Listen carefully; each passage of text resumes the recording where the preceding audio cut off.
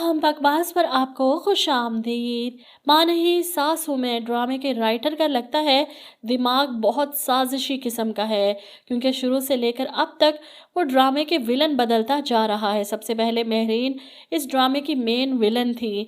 अरूज के साथ जुल्म ज्यादती, सलमान को अपने काबू में रखना, सबको उंगलियों पर नचाना। फिर बारी आई अदरीस साहब की। अरूज ने ऑफिस जाना शुरू किया तो अदरीस साहब मेन विलन बन गए। अरूज के किरदार की धज्जियां उड़ा दी, इसको हर मुमकिन कोशिश कर ली घर से निकालने की। और फिर तीसरे नंबर पर बारी आई शाइस्ता बेगम की। इनके सामने अरूज की हकीकत खुली कि वो महरीन की बेटी है, तो सबसे बड़ी विलन वो बन गई। एक्सट्रीम लेवल तक चली गई, अरूज को मारने की कोशिश करती रही। और आखिर में जब सलमान के सामने हकीकत खुली कि मैं महरीन का बेटा नहीं शाइस्ता बेगम का बेटा हूँ, तो सबसे बड़ा विलन अब ये बन गया। हर कोई जुल्म और ज्यादती अरूज पर ही कर रहा है। जिसकी बारी आती है वो अरूज पर जुल्म और सितम के पहाड़ तोड़ने शुरू कर देता है। अरूज इस घर में शादी होने के बाद से बमुश्किल 2 या 3 दिन खुश रही होगी, क्योंकि हर बार एक नया विलन इसकी ज़िंदगी अजाब करने के लिए तैयार बैठा होता है। अब तो विलन भी ख़त्म हो गए, घर के तीनों अफराद इसके विलन रह चुके हैं। अब क्या बाकी है ड्रामे में? सलमान ने तो हद ख़त्म कर दी, अपने माँ बाप के पीछे लगकर अरूज पर हाथ उठा दिया। बजाय इसके सबूत देखने के अपने गुस्से में बेकाबू हो गया और यही बाद में रोता है बैठा माफिया मांगता गिड़गिड़ाता दिखाया जाएगा और अरूज इसे माफ़ भी कर देगी। ऐसे मर्द को तो माफ़ करने के बजाय छोड़ देना चाहिए, जिसने शादी तो मोहब्बत की है, लेकिन निभा वो ऐसी शादी रहा है जैसे ज़बरदस्ती करवाई गई हो। अरूज भी बेवकूफ़ निकली, ना मुसरत बेगम का पीछा करती है ना इनके घर तक पहुंचती है। वहीं मॉल में खड़ी इर्द गिर्द देखती रही कि कहाँ भाग गई, और वो रिक्शे में बैठकर ये जा वो जा। इसके पास तो अपनी गाड़ी थी, कम से कम पीछा तो करती, इनके घर तक पहुंचती। सबूत लेने हो ना तो बहुत से तरीके हैं, लेकिन ड्रामा बढ़ाना हो तो फिर कुछ नज़र नहीं आता। खाली हाथ घर पहुंचती है तो शाइस्ता बेगम इसके इंतज़ार में खड़ी थी। ले आई सबूत तुम अदरीस साहब के ख़िलाफ़, जिस पर अरूज इनसे कहती है आप मेरा यकीन करें ताईजान, मैं झूठ नहीं बोल रही। मुसरत बेगम वाकई अदरीस ताया की दूसरी बीवी हैं।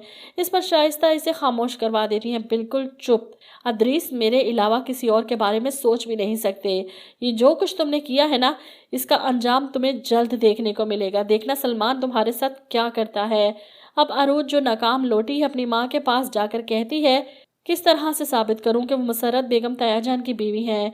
वो तो गायब हो गई मंजर से, घर भी छोड़कर चली गई, और सलमान अब मुझे मजबूर करेगा कि मैं इसके माँ बाप से माफ़ी मांगूं। ये तो मेरी इंसल्ट होगी ना। इस पर महरीन बेगम कहती हैं कि इसमें इतनी जुर्रत कि वो तुमसे माफ़ी मंगवा सके। तुम्हारी माँ अभी जिंदा है, मर नहीं गई। इधर अदरीस साहब ने तो मजलूमियत के सारे रिकॉर्ड तोड़ दिए हैं। मस्कीन शक्ल बनाकर बीवी से मुंह छुपाते फिर रहे हैं। मैं किस मुंह से तुम्हारा सामना करूं, बल्कि अरूज ने तो मुझे किसी को मुंह दिखाने के लायक ही नहीं छोड़ा, खुद से नजरें नहीं मिला सकता। ऐसे में सलमान को गुस्सा आ जाता है कि अरूज को अभी लेकर आता हूँ, आपसे माफ़ी मंगवाता हूँ। वो कमरे में गुस्से में जाता है, अरूज से कहता है ये तो सारा जो तुमने ड्रामा रचाया था ना, सब फ्लॉप हो गया। अब आराम से चलकर मेरे मॉम डैड से माफ़ी मांगो। जिस पर अरूज अपना हाथ छुड़वाती है। मैं किसी से माफ़ी नहीं मांगूंगी, क्योंकि मैंने झूठ नहीं बोला था। वो हाथ उठाता है अरूज पर, जिस पर वो चीखती है पहले ये फाइल देख लो, इस फाइल में वो सारे सबूत हैं जो तुम्हारे डैड के खिलाफ हैं। मुसरत बेगम इनकी दूसरी बीवी हैं, और वो जिस घर में रह रही है वो मेरे डैड की प्रॉपर्टी है, और इनके खर्चे ऑफिस से चोरी कर रहे हैं। वो खुद, इनकी बीवी बेटा ऑफिस के खर्चे पर पल रहे हैं। कह दो कि ये सब झूठ है, बोलते क्यों नहीं? बाप पर चोरी का इल्ज़ाम सुनकर सलमान तो फाइल को ज़मीन पर पटक देता है और अरूज के मुंह पर एक ज़ोरदार थप्पड़ मार देता है। अरूज भी हैरान थप्पड़ खाने के बाद सलमान को पलटकर देखती है।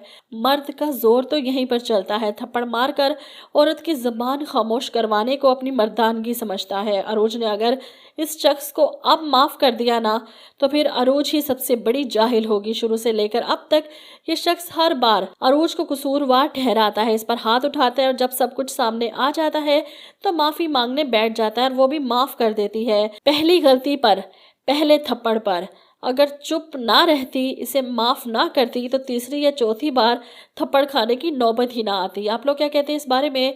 कमेंट करके अपनी राय ज़रूर दीजिएगा।